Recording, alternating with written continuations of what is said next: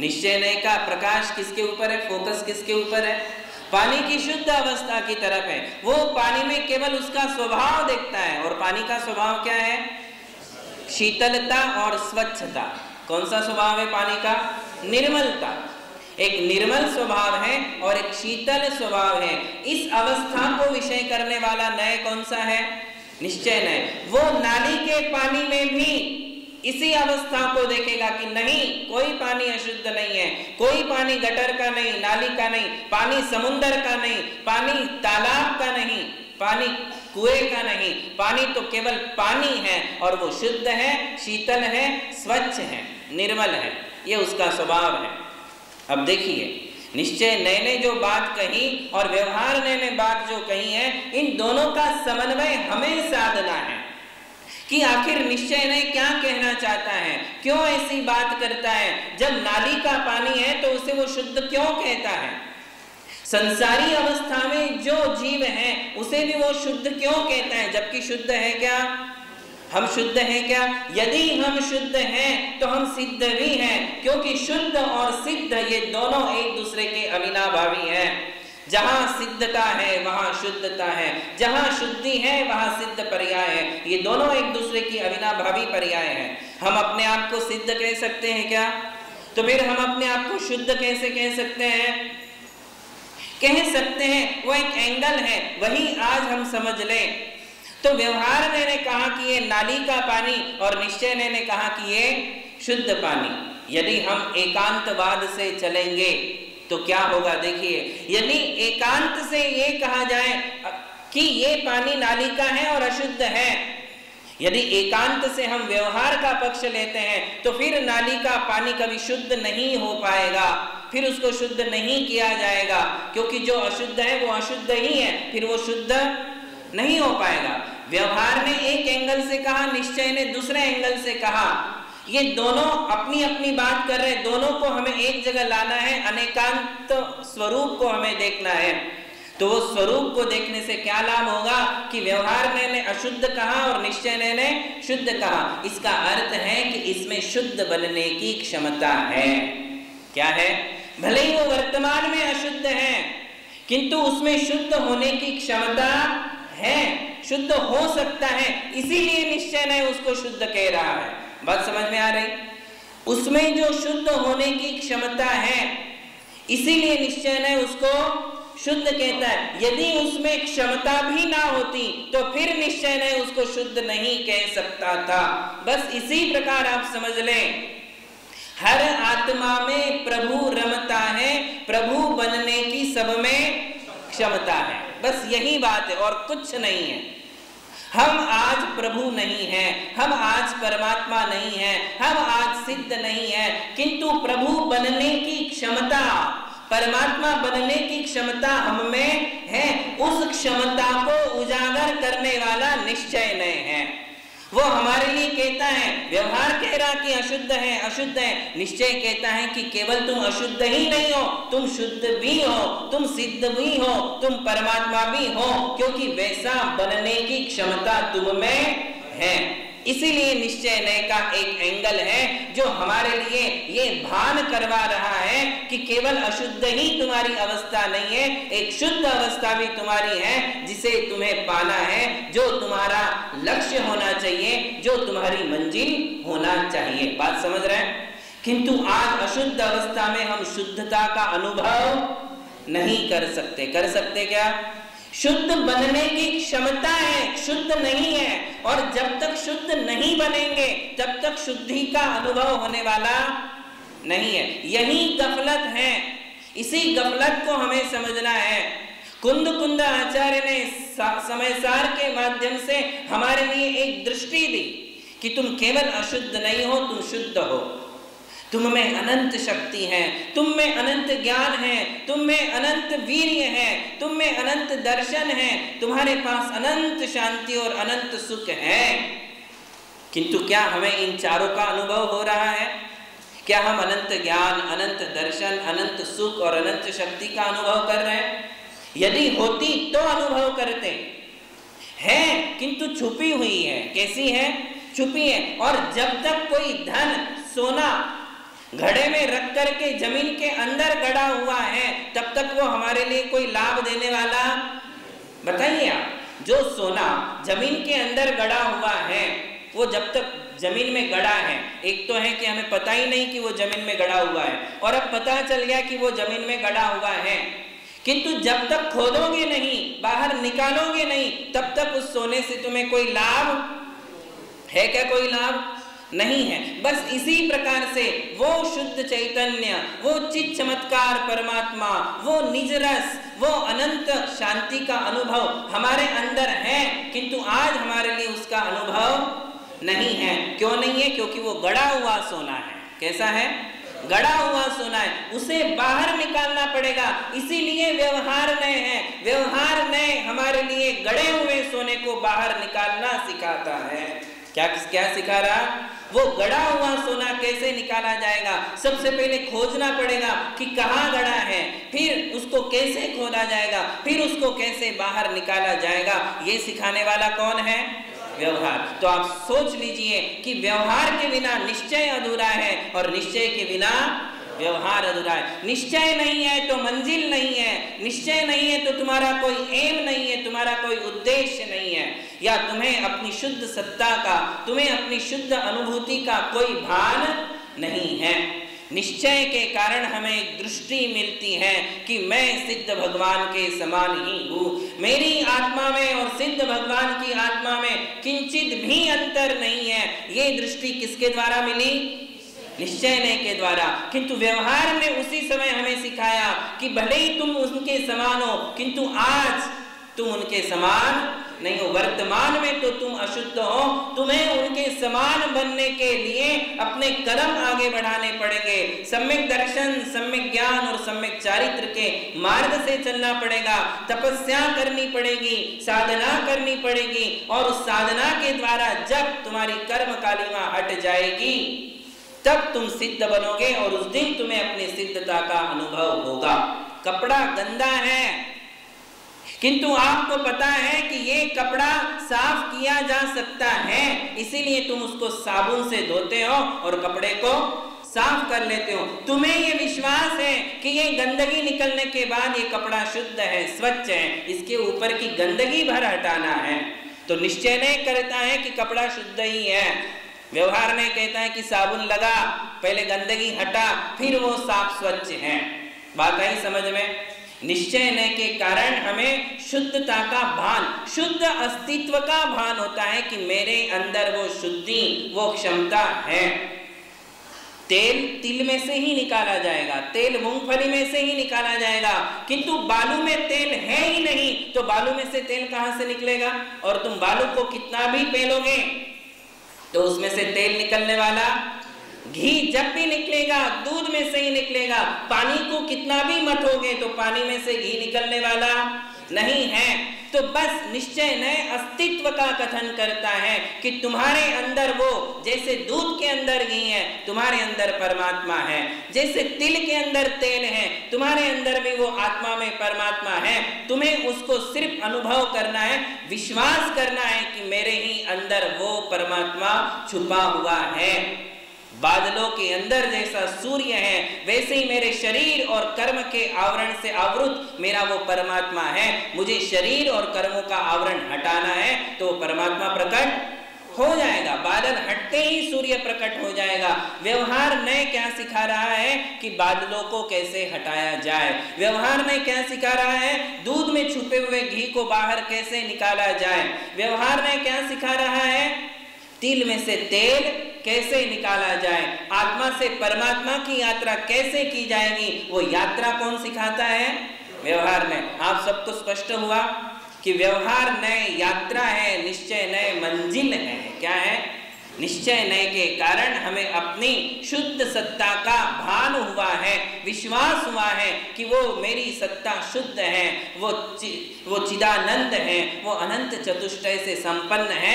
मुझे उसके लिए प्रकट करना है। ये प्रकट करने वाली बात जहां से प्रारंभ होगी वहां से निश्चय नए है। बात समझ में आई? किंतु वर्तमान में यदि कोई विचार करता है कि नहीं मैं तो शुद्ध ही हूं, समय सार कहता है कि मैं शुद्ध हूं, अहमेको खलु शुद्धो, मैं तो एक हूं, मैं शुद्ध हूं, मैं चिदानंद हूं। यदि कोई ये कहता है कि मुझे उसका अनुभव हो रहा है तो वो आदमी फ्रॉड है, वो खुद अपनी आत्मा से छल कर रहा है और दुनिया से भी वो छल करवा रहा है, दुनिया को धोखा दे रहा है, जो ये सिखा रहा है कि नहीं तुमको तो शुद्ध आत्मा का अनुभव हो जाएगा, तुम बैठो पालथी लगा के। अरे नाली का पानी पीने से भी क्या तुम्हें स्वच्छ पानी का अनुभव होगा? नाली के पानी में शुद्धता छुपी हुई है, किंतु नाली के पानी का प्रोसीजर करना पड़ेगा, उसको फिल्टर करना पड़ेगा, तब जाकर के वो शुद्ध होगा। बिना फिल्टर किए नाली का पानी पीने से यदि किसी के प्यास बुझ जाए या किसी को अनुभव हो कि वाह कितना अच्छा पानी है, कितना बढ़िया, कितना टेस्टी पानी है, जो निश्चय नहीं का एकांत करते हैं उन्हें मटके के पानी का स्वाद नाली के पानी में भी आना चाहिए। पी करके देखो कैसा अनुभव होता है। किंतु क्या नाली के पानी में वो मटके वाले पानी का स्वाद आएगा? कभी नहीं आएगा। कब आएगा वो स्वाद? जब नाली के पानी का फिल्टराइजेशन किया जाएगा, जब वो शुद्ध हो जाएगा, तब तुम्हें उसका स्वाद आएगा। तो अभी आज हमें क्या निश्चय से क्या प्रेरणा लेनी है? केवल ये विश्वास, ये श्रद्धा जगानी है कि मैं भी सिद्ध भगवान के समान हूं, किंतु मेरी वो आत्मा जो सिद्ध भगवान के समान है वो कर्म और शरीर से ढकी हुई है। निश्चय से उस अस्तित्व का भान हमें होना चाहिए। विश्वास करना है कि मैं भी उनके समान हूं। ये विश्वास पैदा करो और व्यवहार में जो दिशा दे रहा है कि ऐसे ऐसे चलो, वो मंजिल तुम्हारी है, उसके लिए तुम्हें इस गाड़ी में बैठना पड़ेगा, इस गाड़ी से वहां तक जाना पड़ेगा, वो बस छोड़ दो, फिर वहां से ट्रेन पकड़ो, उस ट्रेन से तुम वहां तक जाओ जहां एयरपोर्ट बना है, और एयरपोर्ट के लिए फिर वहां जाकर के तुम एरोप्लेन में बैठो और फिर उस गाड़ी में बैठोगे तो तुम्हारे लिए अपनी मंजिल मिल जाएगी। यदि कोई गांव खेड़े का आदमी है, उसको विदेश जाना है तो उसको पहले बस में भी बैठना पड़ेगा, फिर ट्रेन में भी बैठना पड़ेगा, जब तक एयरपोर्ट नहीं आता, और एयरपोर्ट पे जाने के बाद एरोप्लेन में बैठेगा तो फिर अपनी मंजिल पर वो पहुंच जाएगा। बस इसी प्रकार से दूर के सफर में जैसे हमारे लिए गाड़ियां बदलनी पड़ती हैं, उसी प्रकार से सिद्ध अवस्था प्राप्त करने के लिए भी हमें सम्यक दर्शन धारण करना पड़ेगा। फिर कहेंगे कि व्रतों को धारण कर, फिर धीरे धीरे एक एक कदम आगे बढ़ा, फिर तू कभी मुनिपद ले ले, मुनिपद में लेकर के शुभोपयोग की अवस्था का पालन कर, फिर तेरे लिए वो प्लेन मिलेगा शुद्धोपयोग का, जो सीधे उड़ा करके कहां ले जाएगा? सिद्ध शिला की ओर ले जाएगा। ये बात हमारे लिए समझना बहुत जरूरी है। यदि हम ये नहीं समझ पाए तो फिर हम अभी भी गफलत में हैं कि हम व्यवहार और निश्चय की मर्यादाओं को नहीं समझ पा रहे हैं। भगवान का दर्शन करना व्यवहार है, मंदिर बनाना व्यवहार है, ये व्यवहार मोक्ष मार्ग है। कौन सा है? झूठा नहीं है, ये निश्चय का कारण है। जैसे मैंने कहा था ना कि जैसे फूल के बिना फल नहीं मिलता, वैसे ही व्यवहार मोक्ष मार्ग के बिना निश्चय कभी नहीं मिलता है। तो ये व्यवहार मोक्ष मार्ग है, जो हम मंदिर बनाते हैं, जो हम भगवान के दर्शन करते हैं, जो हम भगवान की अभिषेक और पूजन करते हैं, यही व्यवहार हमारे लिए एक दिन निश्चय की ओर ले जाएगा। यही भगवान की आराधना, यही गुरुओं की सेवा, यही तीर्थों की सुरक्षा हमारे लिए एक दिन कहाँ ले जाएगी? कहाँ पहुंचाएगी?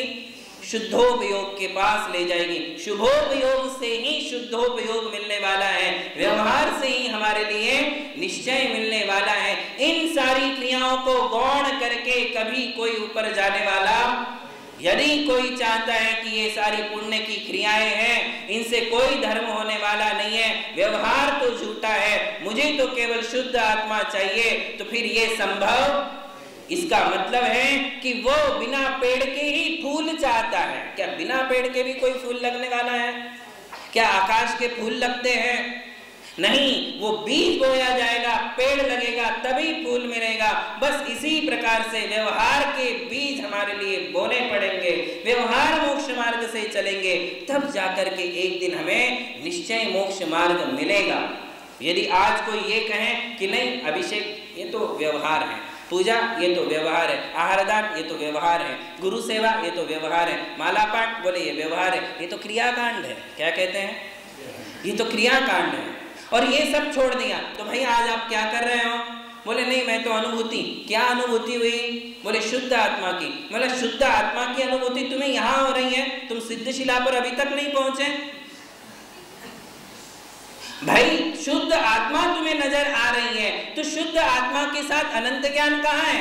क्योंकि जब भी शुद्ध आत्मा होगी तब उसके साथ अनंत ज्ञान होगा ही होगा, केवल ज्ञान प्रकट रहेगा। जब भी शुद्ध आत्मा होगी अनंत शक्ति प्रकट रहेगी। जब भी शुद्ध आत्मा होगी तो उसके साथ अनंत सुख और अनंत शांति रहेगी ही रहेगी। फिर मैंने कहा तुम दुकान क्यों जाते हो? तुम्हारे पास अनंत सुख होना चाहिए, तुम बीवी के पास क्यों जाते हो? तुम तो अनंत शांति लिए हो। ये आकुलता क्यों आ रही है कि मुझे बीवी के पास जाना, बच्चों के पास जाना, दुकान में जाना, व्यापार करना, बिजनेस करना, पैसे कमाना, परिवार का मेंटेनेंस करना, ये सारी चीजें चल रही हैं और तुम कह रहे शुद्ध आत्मा की अनुभूति हो रही। जब शुद्ध आत्मा की अनुभूति होगी तो बाल बच्चे कैसे नजर आएंगे? जब मुनियों को बाल बच्चे नजर नहीं आते हैं, परिवार नजर नहीं आता है, जबकि मुनि अभी शुद्ध आत्मा नहीं है। शुद्ध आत्मा कौन है? सिद्ध भगवान है। मुनियों को भी शुद्ध आत्मा प्रकट नहीं हुई है। तो जब मुनियों के पास शुद्ध आत्मा आज प्रकट नहीं है और वो भी अपने परिवार का ध्यान नहीं करते, तुमको गृहस्थ अवस्था में शुद्ध आत्मा प्रकट हो गई, तो फिर परिवार का ध्यान क्यों हो रहा है? फिर व्यापार का ध्यान क्यों आ रहा है? ये सब क्यों हो रहा है? तो बोले नहीं समझ में आ रहा है, क्योंकि गफलत में है। क्यों गफलत है? एक तरफ क्या हुआ, इसे कहते धोबी का कुत्ता घर का ना घाट का।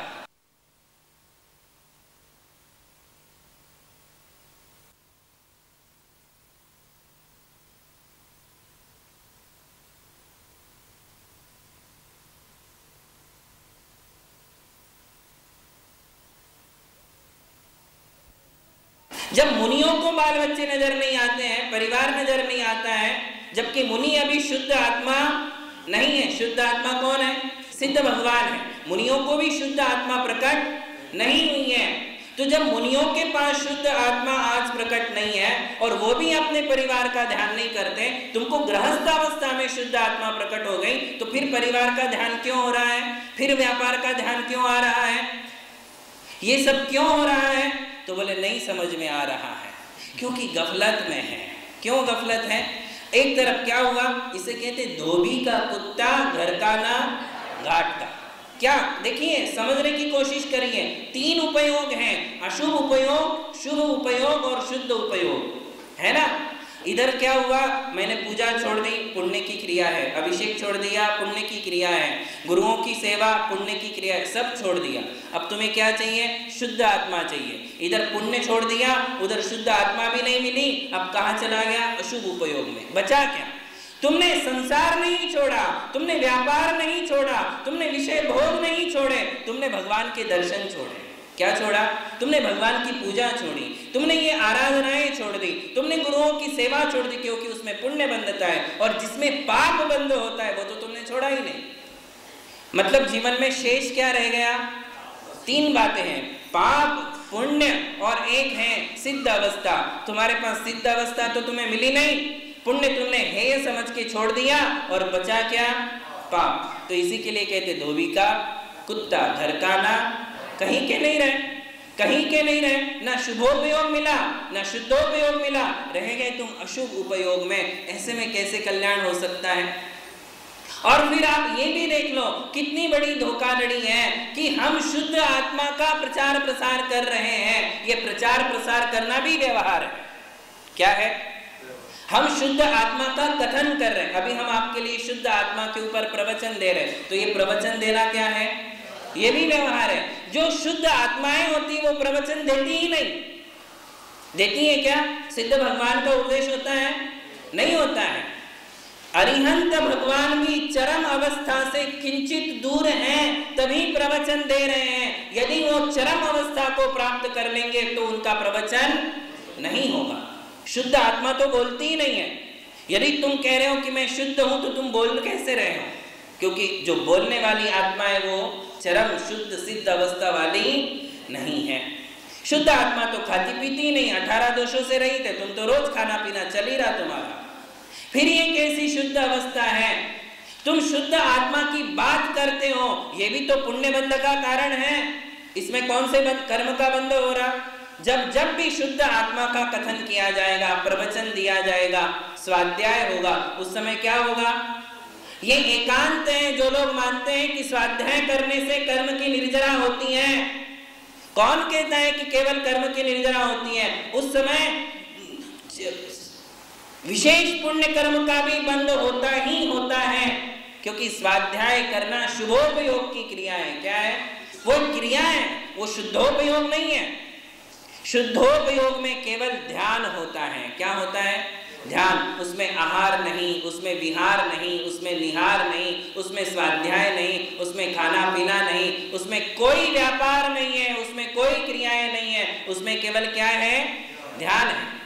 तो जो व्यक्ति स्वाध्याय करे, जो व्यक्ति प्रवचन दे, जो व्यक्ति मंदिरों का निर्माण कराए, एक तरफ तुम शुद्ध अवस्था का कथन कर रहे हो, शुद्ध आत्मानुभूति की बात करते हो, और दूसरी तरफ तुम मंदिर निर्माण में लगे हुए हो। ये मंदिर निर्माण करना कौन सी क्रिया है भाई? व्यवहार मोक्ष मार्ग है। कौन से कर्म का विशेष बंध होता है? पुण्य कर्म के बंध की क्रिया है, सम्यक् वर्धनी क्रिया है।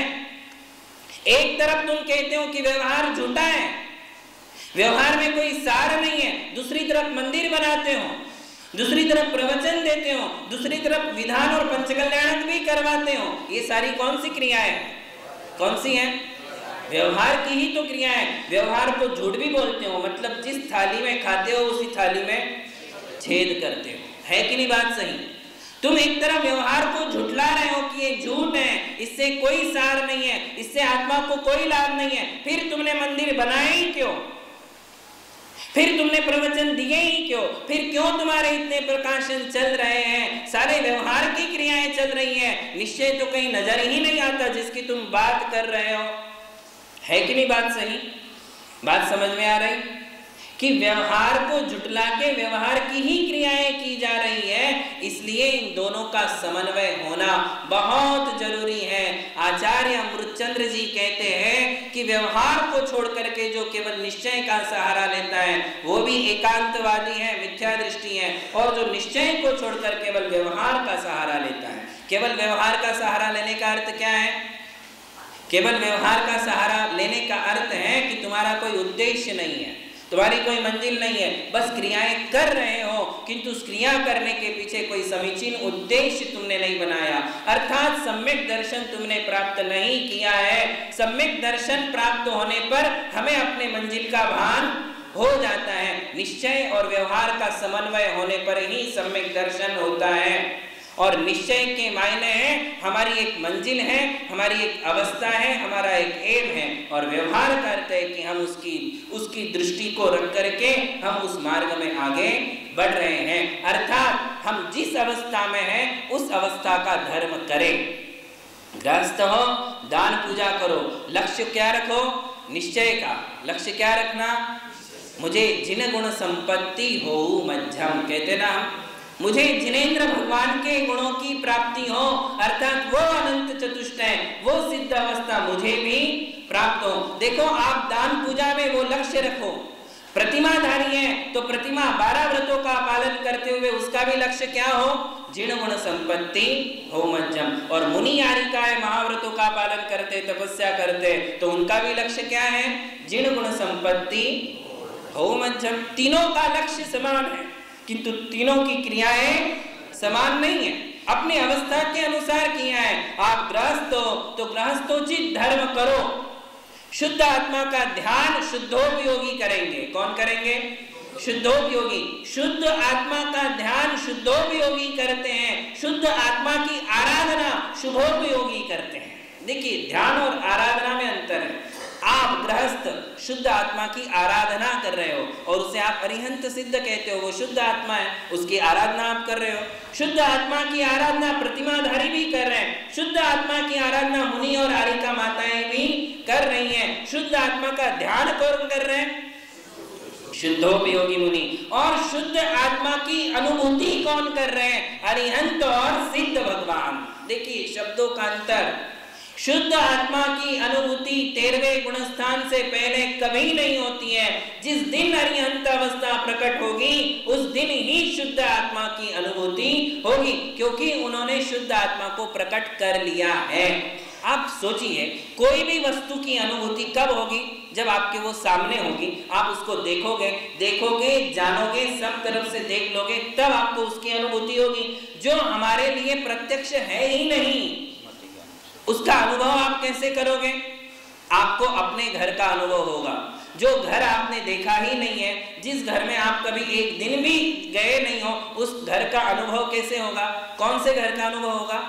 जिस घर में हम रह रहे हैं, जिसे हम रोज देखते हैं, जानते हैं, उसका अनुभव हमें होगा। जिस घर को तुमने देखा नहीं, जाना नहीं, पहचाना नहीं, उसकी अनुभूति कैसे करोगे?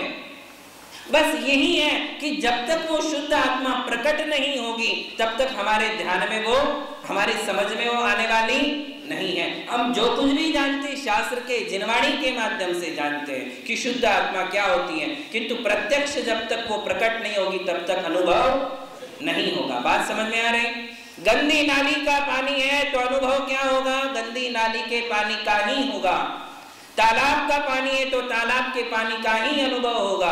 कुएं का पानी है तो कुएं के पानी का अनुभव होगा। स्वच्छ पानी है तो स्वच्छ पानी का अनुभव होगा। जब तक पानी स्वच्छ नहीं होगा, गंदे पानी में स्वच्छ पानी का अनुभव नहीं हो सकता है। जो लोग कह रहे हैं कि मुझे इस अवस्था में ही शुद्ध आत्मा का अनुभव हो रहा है, इसका मतलब वो गंदा पानी पीते हुए स्वच्छ पानी का अनुभव कर रहे हैं। क्या ये संभव है? ऐसा त्रिकाल में भी संभव नहीं है। इसलिए ये बातें आज आप परफेक्ट कर लीजिए कि चौथे, पांचवें, छठवें, सातवें गुणस्थानवर्ती जितने भी गृहस्थ हैं, व्रती प्रतिमाधारी हैं, मुनि आरिका है, ये शुद्ध आत्मा की क्या करते हैं? आराधना। क्या करते हैं? शुद्धोपयोगी मुनि शुद्ध आत्मा का क्या करते हैं? ध्यान करते हैं। अरिहंत और सिद्ध भगवान शुद्ध आत्मा की क्या करते हैं? अनुभूति करते हैं। बात समझ में आई? बिल्कुल स्पष्ट है। वहां वो शुद्ध आत्मा प्रकट हो गई है, वो उसका ध्यान कर रहे हैं। शुद्धोपयोगी उसके बिल्कुल नजदीक है तो उसका वो ध्यान कर रहे हैं, वो अनुभूति कर रहे हैं, ये ध्यान कर रहे हैं। और हम लोग अभी उससे कोसों दूर है तो हम क्या कर रहे हैं? शुद्ध आत्मा का आह्वान, शुद्ध आत्मा की स्थापना, शुद्ध आत्मा का सन्निधिकरण, एक भिन्न आत्मा की हम उपासना कर रहे हैं। हमसे भिन्न आत्मा है, वो परमात्मा है, उसकी अब उपासना हम कर रहे हैं जिससे मेरी आत्मा भी उसके समान बन जाए, तो हम उसकी आराधना कर रहे हैं। अभी हमारे पास ये भेद है कि मैं उपासना करता हूँ, ये मेरे उपास्य है, मैं उपासक हूँ। ये उपासक, उपास्य और उपासना, ये भेद अभी तक हमारे साथ है। वो तब तक रहेगा जब तक हम शुद्ध उपयोग को प्राप्त नहीं कर लेते। शुद्ध उपयोगी मुनियों के पास ये विकल्प नहीं है कि कौन उपासक, कौन उपासना, कौन उपास्य, कौन आराध्य, कौन सी आराधना, कौन सा आराधक, ये सारे भेद शुद्धोपयोगी मुनियों में नहीं होते हैं। बाकी उससे नीचे शुभोपयोगी मुनि, शुभोपयोगी मुनि के बाद ये व्रती प्रतिमाधारी और ये सारे गृहस्थ, हम सब लोग क्या करते हैं? आराधना। और वो आराधना किसके माध्यम से करते हैं? आप दान के माध्यम से, पूजा के माध्यम से, विधान के माध्यम से, पंच कल्याणक के माध्यम से आप शुद्ध आत्मा की आराधना करते हो। व्रती प्रतिमाधारी 12 व्रतों का पालन करते हुए और फिर दान पूजा करते हुए शुद्ध आत्मा की आराधना करते हैं। और मुनिराज 28 मूल गुणों का पालन करते हुए, स्तुति वंदना भक्ति करते हुए शुद्ध आत्मा की आराधना कर रहे हैं। आराधना में ही हम तीनों लगे हुए हैं, केवल हमारे पोस्ट में अंतर है, अवस्थाओं में अंतर है। ये अवस्थाएं जब तक शुद्धोपयोग को प्राप्त करेगी तब तक हम आराधना ही करते रहेंगे। बात समझ में आई? तो निश्चय ने हमें मंजिल दी, निश्चय ने हमारे लिए शुद्ध अस्तित्व का भान कराया, व्यवहार ने हमारे लिए चलना सिखाया। क्या सिखाया? कि उस मंजिल की तरफ हमें कदम कैसे आगे बढ़ाना है, ये हमें किसने सिखाया? व्यवहार ने। तो दोनों का समन्वय हमारे साथ है, एक साथ है। निश्चय ने की दृष्टि भी मेरे साथ है कि मैं कौन हूं और मेरे अंदर क्या क्या है, और व्यवहार ने की दृष्टि मेरे साथ है कि वहां तक पहुंचने के लिए मुझे क्या करना है। जब भी आपको एक सेंटेंस में दोनों का ध्यान करना हो तो समझ लेना कि ये गड़ा हुआ सोना है, गड़ा हुआ सोना है। ये अस्तित्व का भान निश्चय नहीं है, उसे बाहर निकालना जो है वो व्यवहार नए हैं। बात समझ में आ गई सबके? बस इतनी सी बात हम समझ लें और अंतिम इस लेसन का विषय है कि हमारी शरीर में आत्मा कहाँ है। लेसन कौन सा चल रहा? जैन धर्म में आत्मा का स्वरूप। तो शुद्ध संसारी आत्माएं जो होती हैं, जो शरीरधारी होती हैं, उस शरीर में आत्मा कहाँ है, कहाँ नहीं है, कौन बताएगा? कई लोग कहते हैं कि आत्मा यहाँ है, मेरे हार्ट में, कोई कहते मेरे दिमाग में। तो कहाँ होती है आत्मा? आत्मा संपूर्ण शरीर में होती है, केवल नख के और बाल के अग्रभाग में आत्मा नहीं होती है। ये हमें समझना है, ये लास्ट है। और एक इतने से विषय में आप समझ जाओगे कि आत्मा प्रत्येक शरीरधारी, चाहे वो जानवर की आत्मा हो, जानवर पर्याय में हो, पशु पर्याय में हो, देवों की पर्याय में हो, नारकियों की पर्याय में हो, मनुष्य की पर्याय में हो, शरीर में आत्मा संपूर्ण रूप से फैली है। किंतु सिर्फ नहीं होती तो कहाँ नहीं होती? नाखून के अग्रभाग में। इसलिए आप नाखून काट लेते हो तो भी आपको परेशानी, बाल काट लेते हो तो भी परेशानी, केशलोच में परेशानी होगी, क्योंकि अग्रभाग में आत्मा नहीं है, जड़ में तो आत्मा। इसलिए जब खींचोगे तब समझ में आएगी आत्मा, ऊपर से काटोगे तब समझ में आने वाली नहीं है ना? नाखून यदि उखड़ जाएगा तो तकलीफ होगी, किंतु आगे आगे से निकालोगे तो नहीं, क्योंकि वहां आत्म तत्व का अस्तित्व नहीं है। शरीरधारियों के संपूर्ण शरीर में आत्मा है, केवल नाखून और केश के अग्रभाग में आत्मा नहीं होती है। तो इस प्रकार हमने जैन धर्म में आत्मा का स्वरूप यहाँ समझा है। कौन कौन से विषय लिए थे इसमें, एक बार रिवाइज करिए। पहले हमने समझा था कि आत्मा किसे कहते हैं, आत्मा की क्या परिभाषा है, पुद्गल की क्या परिभाषा है, मूर्तिक और अमूर्तिक किसे कहते हैं। इसके अलावा शरीरधारी संसारी जीवों में आत्मा है, इसका अस्तित्व हमने सिद्ध किया था कि कैसे हम समझ सकते हैं कि आत्मा है। तो इसके विषय में हमने आपको बताया था कि शरीर के गुण अलग हैं, आत्मा के गुण अलग हैं। जो जो शरीर के गुण हैं उनका मेजरमेंट इस संसार में है, किंतु जो आत्मा के गुण हैं उनका मेजरमेंट नहीं है, क्योंकि आत्मा के गुण प्रमाण में अनंत हैं। प्रत्येक गुण, ज्ञान, दर्शन, सुख, वीर्य, क्षमा, मार्दव, आर्जव, शौच, ये सब कुछ सारे के सारे गुण हमारी आत्मा में कितने हैं? अनंत है। और जो अनंत है उसका संसार में कोई मापदंड नहीं होता। जैसे आकाश को मापने का कोई मापदंड नहीं है, जैसे समय को मापने का कोई मापदंड नहीं है, क्योंकि समय भी अनंत है। बात आ गई समझ में? इसलिए हमने कहा था कि इन गुणों के कारण इस शरीर के अंदर एक भिन्न आत्मा है, इसका अस्तित्व हमारे लिए समझ में आया, वो सिद्ध कर दिया।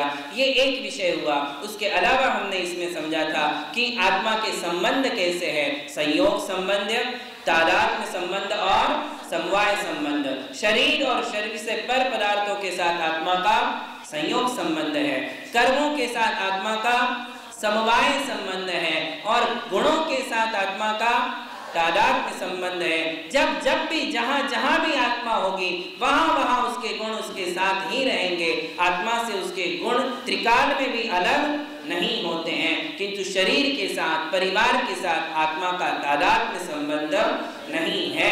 वो शाश्वत नहीं है, वो नश्वर है, वो वियोग होने वाला है। तो ये संबंध हमने इसमें समझे थे। और फिर हमने समझा कि व्यवहारने की दृष्टि से और निश्चयने की दृष्टि से आत्मा का क्या स्वरूप है। ये स्वरूप समझने के बाद आज अंतिम बिंदु था कि शरीर में आत्मा कहाँ होती है। इस प्रकार आत्मा के विषय का कोई अंत नहीं है। आप ये मत समझिए कि जैन धर्म में आत्मा का स्वरूप इतना ही है। स्वरूप तो बहुत बड़ा है। 400 से ज्यादा गाथाएं समय सार में है। कितनी? 400 से ज्यादा। आप उब जाओगे सुनते सुनते। इसलिए संक्षिप्त में इतना समझना काफी है कि हम इसको इतना तो समझे, कम से कम इतना नॉलेज तो हमें हो। जैन धर्म में पैदा होने के बाद, जन्म लेने के बाद यदि हम आत्मा को ही नहीं समझ पाए तो हमारा जिंदगी पाना व्यर्थ है। हमने कुछ भी नहीं पाया। हम ऐसे ही आए और रीते हाथ चले गए, रीते हाथ आए और रीते हाथ चले गए। हमने जीवन में कुछ नहीं पाया।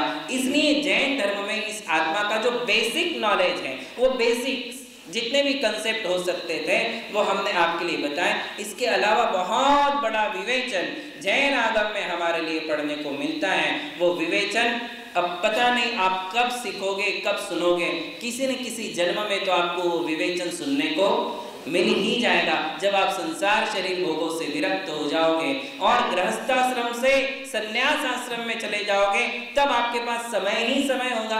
आज उतना समय आपके पास नहीं है, इसलिए उतना विवेचन भी आप नहीं सुन पाओगे, और सुन भी लोगे तो डाइजेस्ट होने वाला नहीं है। जो डाइजेस्ट होने लायक है वो सब आप सीख ले, समझ ले, आपका भला होगा। महावीर भगवान की जय।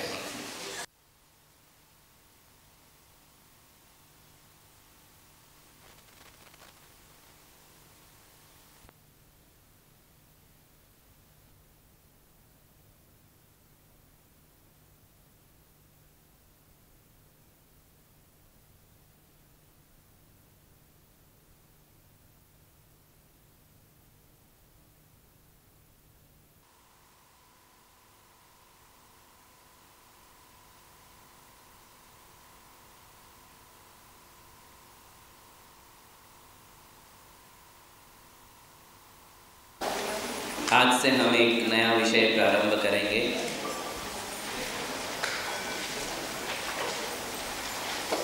और ये विषय होगा चत्तारी दंडक। बचपन से ही जब से हम नमोकार महामंत्र का पाठ उच्चारण करते हैं, तभी से साथ ही साथ हमारे लिए चत्तारी दंडक भी पढ़ाया जाता है। करीबन सभी लोग बचपन से ही चत्तारी दंडक से परिचित हैं। चत्तारी शब्द का अर्थ है चार, और उसमें दंडक है एक मंगल का दंडक, एक उत्तम का दंडक और एक शरण का दंडक। दंडक का अर्थ है जिसमें मंगल, उत्तम और शरणभूत आत्माओं का समूह विद्यमान है। उनका उच्चारण हम जिसमें करते हैं उसे चत्तारी दंडक कहते हैं।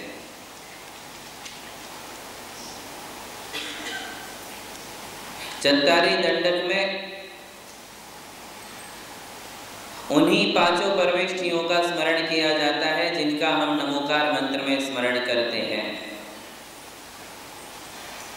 आज इस विषय को प्रारंभ करें, इससे पहले हम उन प्राकृत शब्दों का उच्चारण करेंगे। जो नमोकार मंत्र की भाषा है वही इस चत्तारी दंडक की भाषा है। प्राकृत में ही चत्तारी दंडक भी है। हम इस विषय को समझे, इसके पहले उसका शुद्ध उच्चारण क्या है इसको सीख ले, समझ ले। आप सभी लोग हमारे पीछे बोलोगे, क्योंकि चत्तारी दंडक के पाठ में भी अनेक प्रकार की समस्याएं, कोई अरहंता बोलता है, कोई अरहंत बोलता है, कोई सिद्धा बोलता है, कोई सिद्धे बोलते हैं। कहाँ हमारे लिए कौन सा उच्चारण करना चाहिए? किसी भी विषय को सीखने के पहले, समझने के पहले उसका उच्चारण, वो शब्द हमारे लिए समझ में आना बहुत जरूरी है। इसलिए पहले हम चत्तारी दंडक का उच्चारण करें। आप हमारे पीछे बोलेंगे, चत्तारी मंगलम, अरहंत मंगलम, सिद्ध मंगलम, साहु मंगलम, केवली पन्नतो धम्मो मंगलम। अब देखिए ये मंगल का पाठ है। इसमें अरहंत की जगह कई लोग अरहंता मंगलम बोलते हैं, किंतु जो प्राचीन और शुद्ध पाठ है वो यही है, अरहंत मंगलम। ऐसा क्यों? इसका भी एक कारण है, वो हम आपके लिए बताएंगे। किंतु शुद्ध पाठ में अरहंता मंगलम, सिद्धा मंगलम ऐसा नहीं बोला जाता है। क्या बोला जाएगा? अरहंत मंगलम, सिद्ध मंगलम। अरहंत की जगह अरिहंत तो हो सकता है, क्योंकि नमोकार के पहले पद में दोनों पाठ शुद्ध माने गए हैं। उन्हें आप अरहंत कहो या अरिहंत कहो, दोनों उच्चारण शुद्ध है। किंतु अरहंता मंगलम नहीं कहा जाएगा, है ना? जब भी कहेंगे क्या कहेंगे? अरहंत मंगलम, सिद्ध मंगलम, साहू मंगलम। फिर ये जो अगला पद है केवली पन्नतो धम्मो मंगलम, वहां भी यही कहा जाएगा केवली पन्नतो। पन्नतो में ण डबल है, णमोकार वाला ही ण है, किंतु एक आधा है और एक पूरा है, इसलिए थोड़ा जोर दे करके हमें बोलना है पन्नतो। ये नियम है कि जब भी कोई संयुक्त अक्षर आता है, संयुक्त यानी दो व्यंजन जिसमें मिल जाते हैं, उसे संयुक्त अक्षर या जोड़ाक्षर कहते हैं, है ना। तो ये जब भी आता है तो उसके पहले वाले अक्षर पर हमें जोर देना ही पड़ता है ना। जैसे विद्या, विद्या द में य है, द में य है, इसलिए वी के ऊपर जोर देना पड़ते हैं विद्या। और यदि उसमें ना होता, केवल विधा, केवल ध है, क्या शब्द है ध, विधा, तो ध में कोई जोड़ाक्षर नहीं है, इसलिए हम बोलते समय विधा। विधा भी एक शब्द है, धर्म वाला ध है। तो विधा में हमें वी के ऊपर जोर नहीं देना, किंतु विद्या में वी के ऊपर जोर देना पड़ता है। क्यों? क्योंकि आगे संयुक्त अक्षर है। इसी प्रकार सव्व साहुणम, सव्व स के ऊपर जोर देना पड़ेगा क्योंकि वहां व डबल है। बस ऐसे ही यहाँ भी केवली पन्नतो, इसमें न में न मिला हुआ है और आगे के अक्षर में त मिला हुआ है, इसलिए प के ऊपर भी जोर देना पड़ेगा और ण के ऊपर भी जोर देना पड़ेगा, तब जाकर के हम उसको शुद्ध उच्चारित कर सकेंगे। तो क्या कहेंगे? पन्नतो। बोलिए। कई लोग पणत्तो पणत्तो पणत्तो ऐसा बोल देते हैं, तो वो गलत हो गया, वहां हमारे मार्क्स कम हो जाते हैं। ये भी आप ध्यान रखना, जब आप किसी मंत्र का जाप कर रहे हो, उस मंत्र का उच्चारण यदि शुद्ध नहीं है तो समझ लीजिए कि उसमें हमारे मार्क्स कम हो गए, रिजल्ट्स हमारे कम हो जाते हैं, कमजोर हो जाते हैं। उच्चारण का बहुत बड़ा प्रभाव है। इस उच्चारण के लिए तो समंत भद्र स्वामी ने एक श्लोक लिखा, सम्यक दर्शन के 8 अंगों के साथ उसकी तुलना करते हुए कहा कि नहीं मंत्रोक्षरो न्यूनो निहंति विषवेदनाम। बोले यदि मंत्र में यदि कोई अक्षर कम है, मात्रा कम है, तो उससे भी वो मंत्र का प्रभाव कम हो जाता है। जैसे विषमोचक मंत्र है, विष चढ़ गया बिच्छू का, सांप का, तो उस जहर को उतारने वाले मंत्र हैं, किंतु उस मंत्र के उच्चारण में यदि अक्षरों की कमी हो गई, मात्राओं की कमी हो गई, तो फिर वो मंत्रों का प्रभाव कम हो जाता है और वो फिर विष वेदना को दूर नहीं कर सकता। कितनी बड़ी बात लिखी है। उस मंत्र में इतनी शक्ति है कि जहर बिना किसी इलाज के उतर जाएगा, किंतु उच्चारण यदि शुद्ध नहीं है तो फिर वो जहर उतरने वाला नहीं है। तो आप इस बात को समझते हुए चले, उच्चारण का बहुत बड़ा महत्व है। आप लोग भक्तामर पढ़ जाते हो, नमोकार की मालाएं कर जाते हो, विधान का विधान पूरा पढ़ जाते हो, किंतु उच्चारण का ध्यान नहीं रखते हो। अष्टद्रव्य चढ़ाने के जो मंत्र हैं उसके भी उच्चारण शुद्ध होना चाहिए। उच्चारण पहली सीढ़ी है किसी भी क्रिया की, ये हमारे लिए करेक्ट आना ही चाहिए। कई लोग नमोकार मंत्र भी शुद्ध नहीं पढ़ते हैं। नमो अरहंताणम, नमो सिद्धाणम, नमो हरियाणम, नमो विद्यायणम, नमो सर्वसाहुणम, ये कई लोगों की टेंडेंसी है, पढ़ने की आदत बन गई है। तीसरा पद लगभग लोग चूकते हैं, नमो आईरियाणम। चौथा पद भी चुकते हैं, नमो उवज्झायाणम, व के ऊपर जोर नहीं देते हो आप, नमो उवज्झायाणम। अधिकतम लोग बोलते हैं नमो उवज्झायाणम, नमो उवज्झायाणम। ऐसा है क्या? नहीं है। उसमें 35 अक्षर और उसकी मात्राओं में कमी आ रही है, और कमी आएगी तो उसके फल में भी कमी आएगी ही आएगी। कभी कभी मंत्रों के उच्चारण में यदि गलती है तो उसके फल भी गलत हो जाते हैं। रिजल्ट्स बिल्कुल जो आना चाहिए उससे बिल्कुल विपरीत फल आते हैं। उसकी कहानी है हमारे यहाँ कि जब धरसेन स्वामी ने पुष्पदंत और भूतबली के